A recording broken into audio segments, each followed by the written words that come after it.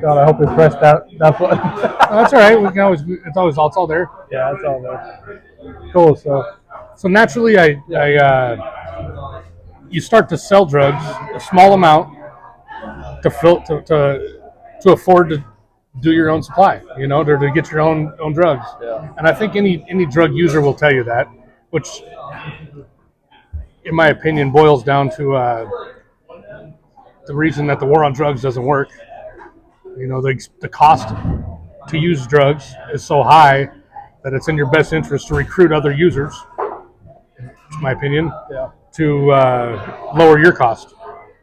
You don't do that with a case of beer. You don't buy 24 beers and sell 18 of them to drink your six-pack for free. Right. But you definitely do that with drugs. And that's, I believe, across the board with fentanyl, cocaine, methamphetamine, heroin, any of those drugs. I'm just curious, like, how much would you spend on drugs? Just a dollar. I would, how much would I use or how much would I spend? How much did you spend before you started? Before I started, maybe about $100, $200 a week. $200 a week. Oh, okay. Which in Nebraska isn't that much. It's probably the equivalent of about $30 out on the West Coast.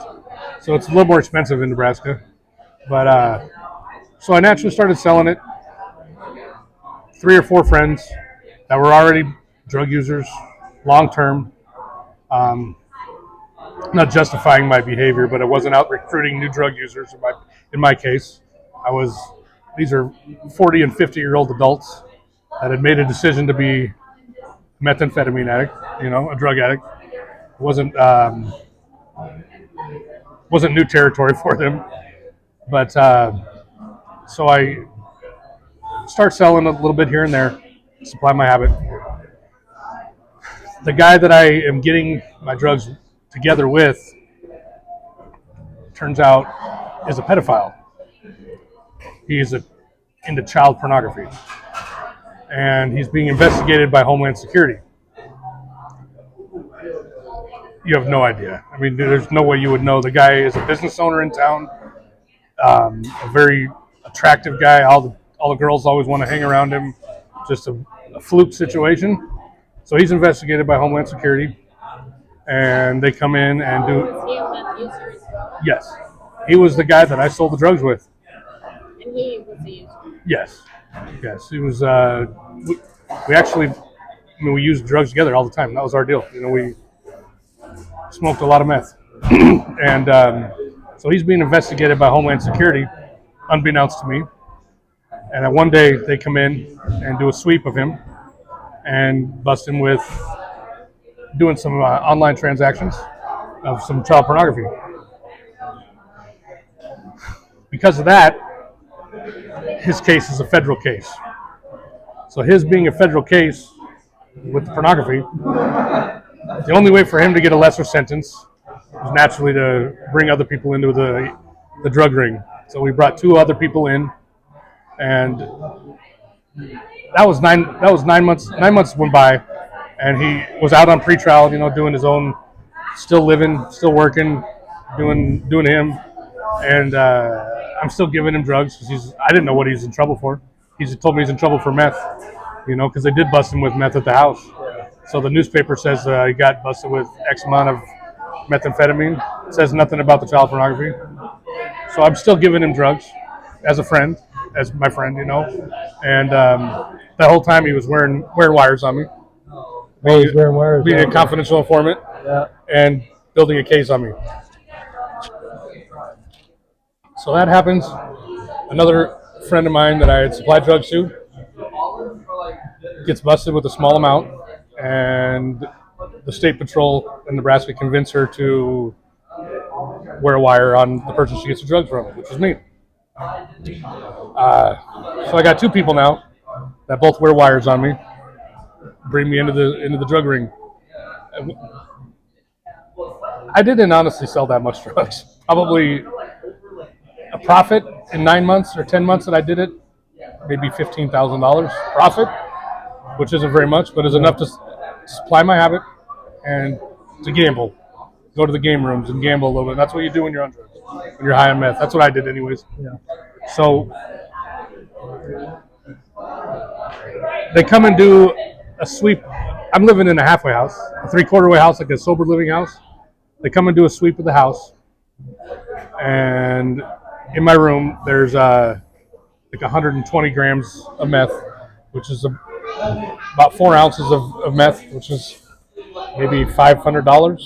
On the West Coast, probably $100. Not very much, but it's enough for a federal case if they want to. So I get indicted, and they don't file charges on me that day. They let me run around a little bit, and I took off to Arizona and got down to Tucson, took a bus down there, hung out in Tucson for about 5 weeks, and that's when the prison started. So the U.S. Marshals, familiar with the U.S. Marshals? Yeah. So 12 of them come to the place that I'm staying at. And they figured out where you were and all that. I fucking was an idiot. Yeah. I signed up for casino vouchers and did a Walmart to Walmart money transfer. You can't do that when you're a federal fugitive. I don't know if you know that. Yeah, You can't. They'll get you. They're pretty good at hide and seek. Yeah. So they come pick me up at like 7 a.m. in jihad masks and machine guns, surround me when I'm pulling out of the driveway. I don't know what happened at the house I was staying at. It was an 87-year-old lady's house from Nebraska. That was a super sweet lady. I feel bad about that. The daughter was my friend. She was in Nebraska, knew the situation, and let me stay there, you know. So they picked me up, and that's where my first incarceration experience started. So I go to Tucson, Arizona, to the federal courthouse. How old are you? I'm 41 now. I was 35, 36. I've never been incarcerated before. I served a 21-day sentence in Nebraska for child support at one point. And that was it. That was my really only time I've ever been in jail. So they take me to Tucson, to the courthouse. They don't do an arraignment that day because there's too many fugitives that they caught. They did a task force sweep is what happened. And so they took their whole team and found out, they went and picked up a bunch of people.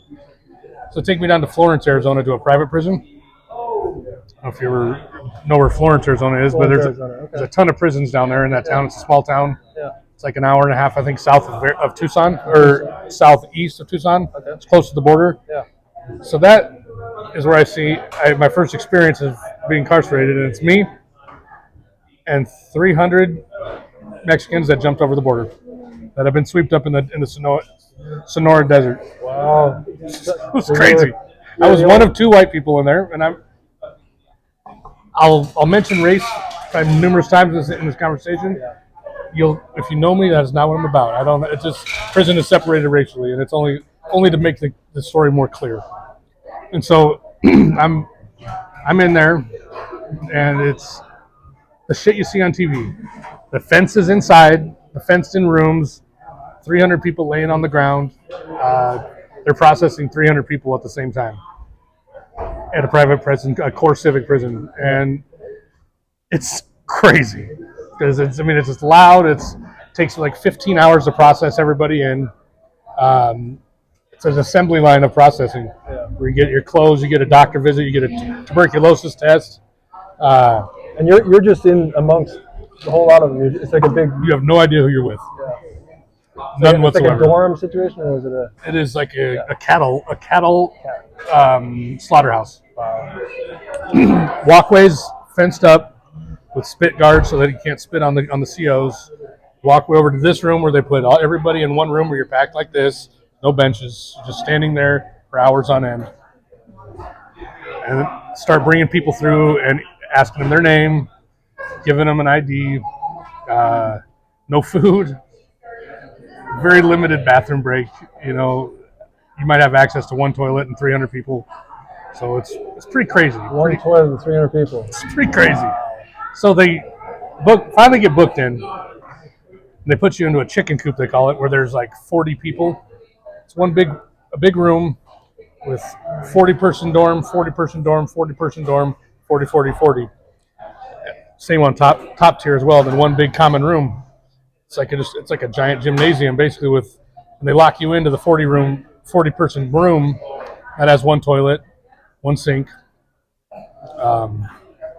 You have one change of clothes. You get the clothes you're wearing that they give you, and that's it. You don't have any fucking extra clothes. What was going on through you in your head at that point? I was coming down, so conveniently. So I at by 3 a.m. is when we got to the unit. They do the delousing just like in the movies, but it's not throwing powder at you. They make you use a shampoo because everybody's coming from across the border. They don't know. You know what I mean? Yeah. And so they make everybody shower together. There's 30, 40 people in one shower stall. So I finally get back to my bunk, get my little mattress and stuff. I lay down, and they come and get me 5 maybe 10 minutes later. Pull me out of my bed. I got to go to court in Tucson. So I never got to rest that first day. But the crazy part is, so because of my non-existent escape history, the feds already have me classified as an escape artist or escape risk. So I encourage you to look up at some point what a black box is. It's a form of transportation with handcuffs.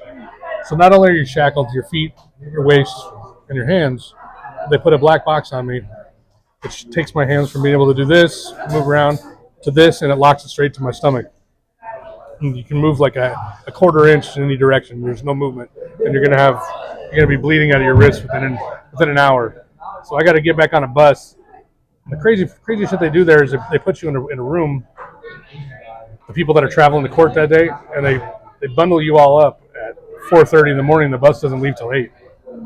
So you're shackled up at 4:30 in the morning for no reason, sitting in a 10 by 10 room with a concrete berm around it, and everybody's sitting there just looking at each other, like trying to figure it out. And you're there for hours and hours and hours, no food, or maybe you might get a piece of bologna and a piece of bread.